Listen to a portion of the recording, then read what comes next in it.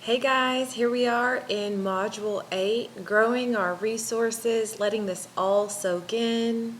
Here's the lesson outline. What is a connected couple plan? Because it's what we're going to be making through this module. Review of the potent points, topic review, and developing your plan.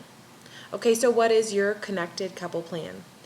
It's going to be a cheat sheet, and it's going to have some scripts on it specifically to remind you of how to phrase some of this that we've been working on. Let me tell you, this is the most important homework you will do. The goal is that you're going to have this sheet filled out, and it's going to be something that you are going to be reviewing every 6 months or so when things have gotten sticky or difficult between you and your partner, that sometimes when you've made changes, the old patterns will resurface, and I want you to have a guide for when that happens.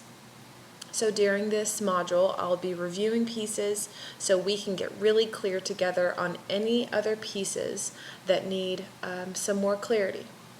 So you'll have written down the areas that you still need some clarification on, and out of our workshopping of those, you're going to be able to write down a phrase from each item that you struggle with most, and we will develop a script around it. I'm going to hop into the 4 most potent pieces in the program, and I'm going to reiterate each with a little story. So a reminder on self-regulation. Right, so sometimes we need to clarify a self-limit in order to take good care of ourselves. You know, there's a reason that flight attendants tell you to put on your oxygen mask before helping someone else out. You will be ineffective at loving and caring for others if you are not taking care of yourself. Remember that the goal is to take care of yourself so that you can love them better. I'm going to have you look at your connected couple plan now, and I want you to work on filling out these questions. What is one thing you know you need to be doing weekly to keep your self-regulation on track? If you don't do it, what inevitably happens? What's an obstacle that often gets in the way of your self-care and self-regulation? And what kind of accountability is helpful for you to keep it on track? Okay, so the second item is responsibility 2 versus responsibility 4. Remember that being responsible to your own self can free you up to get out of resentment of others. A therapist I've had off and on for years is named Hal. He's 80 years old now and still practicing, which is definitely a goal of mine. He told a story one time of when he and his wife, who's actually also a therapist, would travel. He would get so stressed out when it would be time to board the flight. He swore at the exact moment that the attendants called his section that that's the moment that his wife would choose to run to the bathroom. And so he stood there kind of tapping his foot impatiently one time when he looked up and he said, "I noticed there was actually no sign that said you had to wait for your spouse to board the plane." He always joked at the end, "She only missed one flight." And I just thought that that paradigm shift was such an incredible, eye-opening experience. You know, when we realize that getting out of the position of over-responsibility allows us to also get out of the position of being resentful towards others, we end up being able to do exactly what we tend to want to do, which is to love others better. Okay, so I want you to pull out your connected couple plan, and I want you to answer these questions as you go or star them if you need to come back. What is the main word that cues you that you are in responsibility for? Here's some options: fix, protect, rescue, control, not listening, feeling threatened, tired, anxious, liable, shut down, being emotionally demanding, distancing, fighting to be right, telling other people what they should think or feel, thinking things like, "I'm not good enough," or "they're not good enough." What's the main sensation that lets you know that you're in responsibility two? I want you to think about in your body, what do you notice that tells you that you're in that responsibility to others, that compassionate, connected, encouraging position of being able to show sensitivity, but also being willing to confront, being aware that what is on their side of the street doesn't belong to you. What's the main sensation that lets you know that you're in responsibility too? What's a negative outcome that occurs when you've been over responsible for your partner? And what may occur if you continue to do this behavior? I hope that that is a outcome that motivates you to switch into responsibility too. Okay, here's the third. Values. How can clarification of values help you manage disapproval? Story time. I had a friend who was wanting to change her spiritual community that she was a part of, but her family really didn't agree that it was a good choice. She had the ability to be separate from them, but it was that togetherness force was really distressing everyone in the family system. She noticed that the reason she wanted to change communities was because the level of criticism and judgment in her current spiritual community really didn't fit with her highest values of compassion and non-judgment. Her family commented that she was being flighty and not being loyal, but she was able to be calm and calm herself down, knowing that her decision actually aligned with her values. It was values driven rather than what they were reflecting, which was that it was fueled by a character flaw. In this process of aligning her values with her behavior, she noticed that her own dignity, self-respect, and empowerment grew because she knew her actions were more in line with her values. Okay, I want you to get out your Connected Couple Plan. The instructions here are for you to write down your 3 highest values on a sticky note. I want you to put it on your bathroom mirror, somewhere where you're going to see it daily. At the end of each day, I want you to take 60 seconds to make some small tally marks next to each of the values. What I want you to be doing is, say one of your highest values was honesty, and you noticed a couple of different situations during the day in which you used your honesty. I want you to be marking some tally marks beside that value so that you can check in and see if your verbal story and action story are lining up. I will tell you that the more often they line up, that your own self-respect and mental health will improve. Your option is to change your value or to change your behavior. Remember that.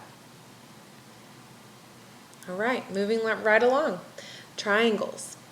This is a good one. Okay, how can triangles bounce tension around and prevent connection? Okay, it's story time.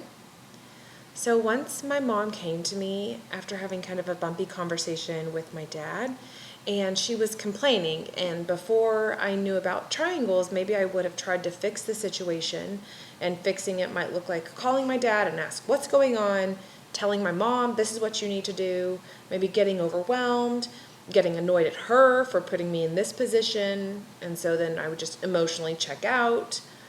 Instead, because I knew about triangles, I sat with the discomfort of their patterns and I listened.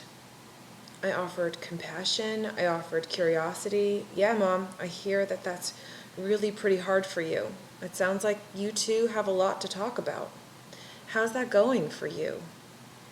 Notice here how I stayed in the one-on-one, checking in on her but not trying to manage the relationship between her and my dad. Yeah, had to have a lot of deep belly breaths, roll my shoulders back and down. They were creeping up towards my ears. I had to turn my AC on to keep my body nice and comfortable because I was working very hard to stay calm. And I limited the conversation to 10 minutes because that's all I could handle. Right? The alternative would be to try to fix the situation and in the end take motivation away from the two of them to work on the item. in the end, I end up limiting both my connection to my mom, to my dad, and their connection to each other by stepping into something that simply doesn't belong to me. Okay, connected couple plan time. So what fear do you have about the relationship between your partner and your child that pushes you towards over-involvement in the relationship? You can trade that out with any people. Just like I was talking about my parents, what's my fear between my parents? That they will have an unstable relationship, that they'll be unhappy, that they'll get divorced, whatever. So you can whatever relationship it is that you get sucked into, consider what it is that you fear in their relationship. What tool can you use to get out of that triangle? Distraction, self-care, phone a friend, go for a walk, put on a podcast. What do you need to do to pull yourself out of that position of being triangled in? Okay, so we are going to be paying attention to scripts as we're finishing up our time together, and I want you to turn your connected couple plan to the second page, and you'll see topic and you'll see script. What I mean by script is sometimes when we're learning a new paradigm, it's hard to know exactly how to phrase something, and in the process of learning it, it may feel a little bit robotic, but that's okay. I want you to write down exact phrases that we discuss together or that you hear me say that sound like they could end up giving you some of the outcomes you're wanting. So I want you to be writing the topic that you tend to struggle with, and then we will be developing a specific script for you to be practicing. So I'm going to take a minute and just kind of run through some of the other highlights of the program so that you can be writing down on the topic lines things that you would like to be scripting out. I want you to have anything that you're feeling a bit foggy on or having a struggle implementing, that's what I want you to be writing on these topics. Okay, so self-focus versus other focus, that's a huge one. A lot of people struggle with that. Remember, it's the option to get clear on you, focus on your responsibility, and stay out of your partner's hair and stay off their back. Middle road, okay, remember that is the balance between being over-involved in your partner's life, your child's life, your parent's life, and disconnected and aloof. How do you find that middle road of being connected and compassionate? Okay, self-regulation. Do you have your automatic list of your top 10 must-haves of your self-soothing resources, and you could list them off instantly at the snap of my fingers, and you're engaging in most of them? Okay? How do I know if I have enough self-regulation on board? That's something I want you to be able to know. Okay, when I start to get headaches, I need more. When I start to grind my teeth, I know I need more. When I get snippy and irritable, that means I need more. So I want you to know the balance of when you've got enough on board, and knowing also how not to get tanked by your partner's discomfort. The next item I want you to be considering is thoughtful responding, checking in with yourself to see if you have a good understanding of the difference between thoughtful responding and reactivity, and to kind of see how much you've mastered that, as well as if you know what some of the traits are for your own self of this thoughtful responding. Here are some examples I'll offer, right? Maturity, communication of self-limits, meaning what are you capable of and willing to tolerate? Are you able to communicate these self-limits with clarity and love? Being able to extend compassion both on others as well as on yourself, and a commitment and responsibility to your own values. So that's that description. I want you to check in on that and see if we need to develop any scripting around that. The next item would be understanding the 4 patterns of chronic reactivity, chronic anxiety, as described by these titles: conflict, distance, over and under functioning, and triangling. So I want you to be asking yourself some questions around that. do you notice the ways in which your primitive brain works to calm you down, but then you notice also that the reaction that you have had has had unintended consequences? Do you notice when that's happened? Do you notice what the unintended consequences of reactivity are? And are you able to calm yourself down? Are you noticing when your brain has gone offline? And this is a really important question. Do you know what you need to get you back into connection? So that whole concept, you can be chewing on it, take note of the topic if need be. The next item here is the Brakes and Gas material from the Come As You Are book that we talked about, right? So I want you to be checking in what did you learn about how your gas pedal and your brake pedal work? Do you know clearly what your sensitivity level is as far as your sensitivity level of your gas pedal, sensitivity level of your brake pedal? Are you learning about how you use stress management to support your brakes? Are there more items that need to be focused on there?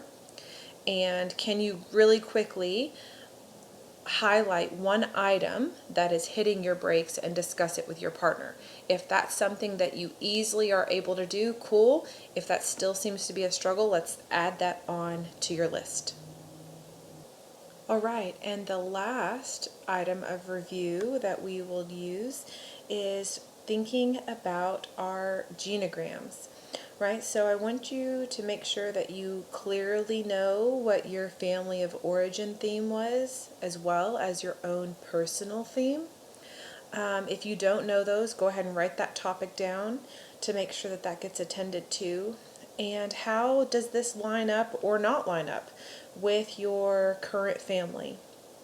Considering the question also, what's one way that you would want to shift from the way your family of origin functioned to the way that now you are wanting and planning for your current family, your family of choice, to function? That is the main outcome that I'm wanting you to get from your genogram work, is clarity on the pressure and intensity that you gathered from being in your family of origin, or even generations above that, so that you can understand what you're dealing with here. One is that you're able to kind of set some of that to the side and realize that you did not become the way you are in all of your wonder and your intricacies and your idiosyncrasies all by yourself. And some of the challenges you have in life come very much from the machine that was your family of origin.